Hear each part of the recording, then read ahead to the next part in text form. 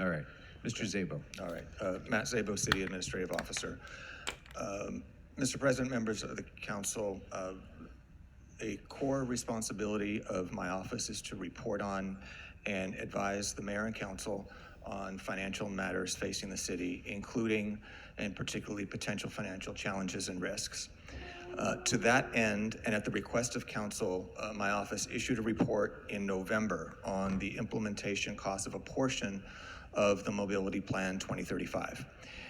And we issued an update to that report yesterday with revised numbers and implementation considerations related to the Healthy Streets LA measure, which would mandate the street improvements contained in the mobility plan. And the reason that we provided the update and the reason that we're having this discussion today is that unlike other measures, because this is a voter-initiated ordinance, it will be effective 5 weeks after the election. Roughly 5 weeks after the election, should the voters approve the item. And what that means is that this body will be asked to make funding decisions immediately. That is the reason for the updated report, and the reason that the updated report considers implementation challenges. So it is critical to understand as we consider these issues what the mobility plan provides and what it doesn't. The mobility plan is a planning document. It is not a capital improvement implementation plan. So there will be a lot that we will need to work through as it relates to implementing the components of the mobility plan moving forward. And again, these considerations will have to take place as we're considering and as the mayor is developing the proposed budget. In summary, the measure requires the city to implement street improvements in the mobility plan whenever it makes a qualifying improvement of at least 1/8 of a mile to a city-owned street. It also allows any city resident to file a lawsuit against the city to require compliance with the requirements of the measure that could include some litigation costs. And again, the conversation that we're going to have today around the costs and implementation is around the mobility plan. I won't be discussing the details of the measure. This is about the mobility plan and its implementation. As it relates to costs, we initially estimated that a 10-year implementation of a portion of the mobility plan would be $2.5 billion. We have since updated those numbers to $3.1 billion, as I will detail in a moment. I also need to note that the measure which would require implementation of the mobility plan does not bring any resources to the city to implement the plan. And what that means is that this body will have to work within existing resources to fund its requirements. So what's included in the cost? In developing the cost estimate, the $3.1 billion, we looked at 3 of the mobility plan's components. We looked at the bicycle lane network, which is 376 miles of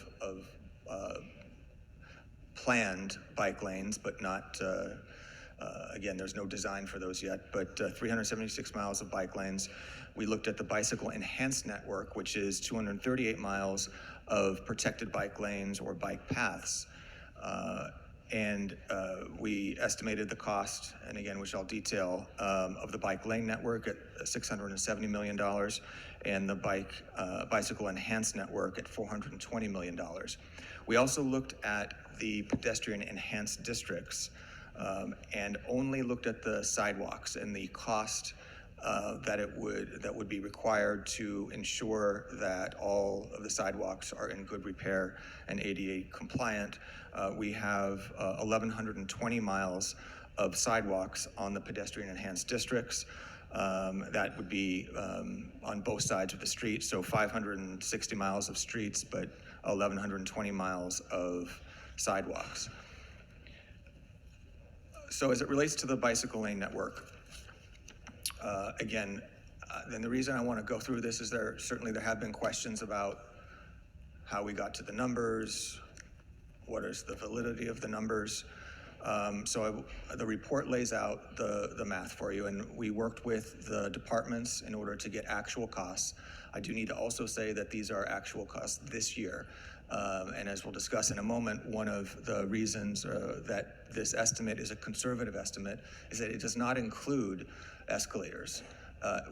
We just did a straight line projection based on what it costs to implement these facilities today. So the bicycle lane network is 376 miles. The total cost per mile at 1.76 million, and that is how we get to 670 million.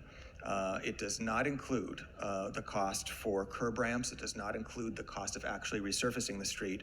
This is just the cost of implementing the bicycle lane network. That's design, that's pre-design, and the construction costs. The bicycle enhanced network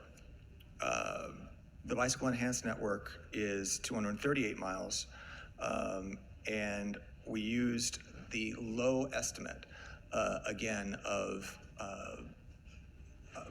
that we used for the bicycle lane network. Again, this is how it is, a conservative estimate. The bicycle enhanced network could require more expensive interventions, including concrete, including bollards, bus lane treatments, etc. But for the purposes of this estimate, we used the lower estimate for the bike lane network, and that is 238 miles at 1.76 million, gets you to 420 million at the low end. As it relates to the pedestrian enhanced district, as I said, there are 560 street miles, lane miles of or street miles of sidewalks along the pedestrian enhanced districts, 1,120 miles for both sides. A cost to repair a 9-foot wide sidewalk is 2.25 million. What we did is we made an assumption that not all of the sidewalks along all of the pedestrian enhanced districts would need to be repaired. So we brought that down from 1,120 miles to 900 miles, roughly 900 miles. So that is the 2.5 would be the cost for everything, but in our report, you'll see it's a $2 billion estimate. That is about an 80% assumption off of the 9-foot wide sidewalk repair that would be required. What is not included in the cost? I did not include, because there is not an implementation plan, escalation costs.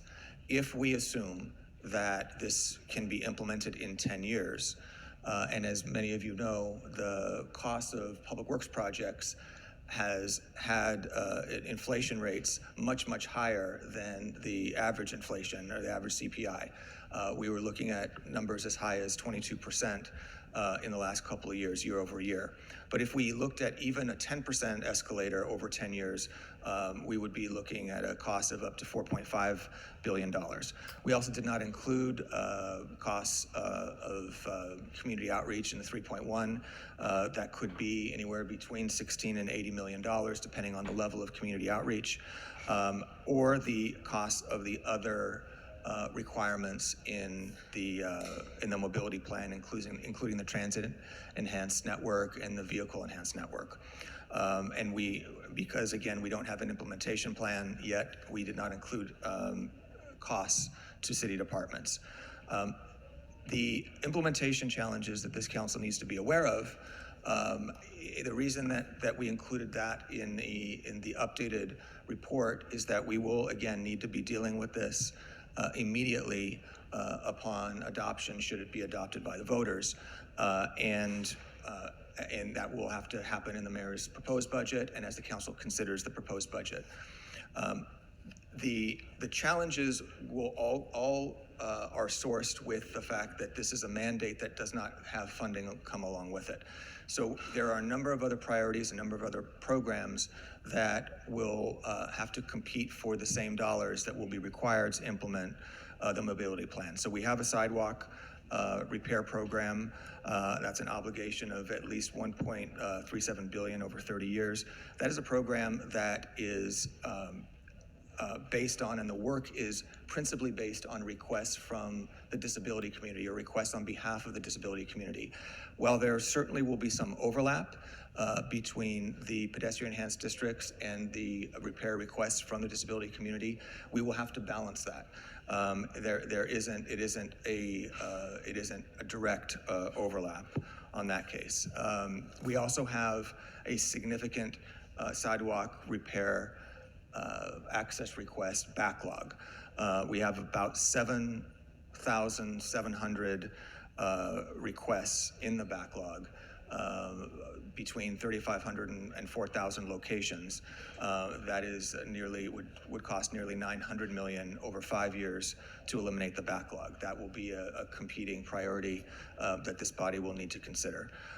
We also have our access ramp program. We would be required, depending on how many streets we repair, to reconstruct 1,200 access ramps per year at a cost of $60 million per year. We are underfunding that program, and the resources, the same resources that would be required to implement the mobility plan, will also be needed to implement our access ramp compliance program.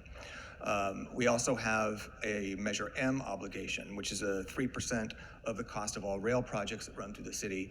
The city is required to actually pay in cash to Metro or to spend it on active transportation projects. And in consultation with the council has directed that we move in that direction.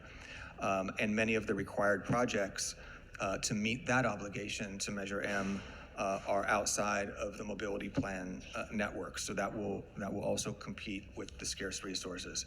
And then lastly, on our Vision Zero efforts, which again, there's overlap between mobility plan and Vision Zero, but it is not a complete overlap. There is some relation, but mobility and Vision Zero programs are different. This office has been asked and is nearing completion on a Vision Zero audit, and it will make several recommendations for working with Department of Transportation on how to improve the program and improve the outcomes of the program. I will tell you that one of the recommendations will be to focus resources and attention, greater focus and resources and attention on pedestrian safety, and that may or may not be consistent with the requirements of the mobility plan. So this body will need to weigh those considerations, again, competing for scarce resources. And then lastly, because there has been discussion about, well, this isn't going to be a general fund obligation, and that is in large part true. We have a number of special funds and sources of tax revenue that we use for public works. We have our overall capital improvement program is almost $800 million. We have Measure M, Measure R, Prop C, street damage restoration fee, local transportation fund, etc. But what is critical to understand is that this is funding which is fully obligated. They're obligated on projects that are going on, that are ongoing, and planned projects for the future in our 5-year capital program.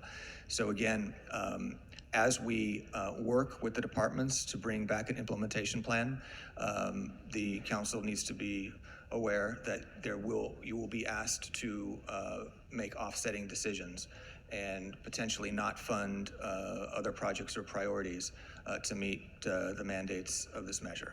I'll stop there, Mr. President, and open it for questions, should there be any. Very good. First, Mr. Szabo, you made some estimates about cost per mile of bike lane improvements and sidewalk improvements. Did your office consult with Street Services and Department of Transportation in developing those per mile costs? Yes, we used the actual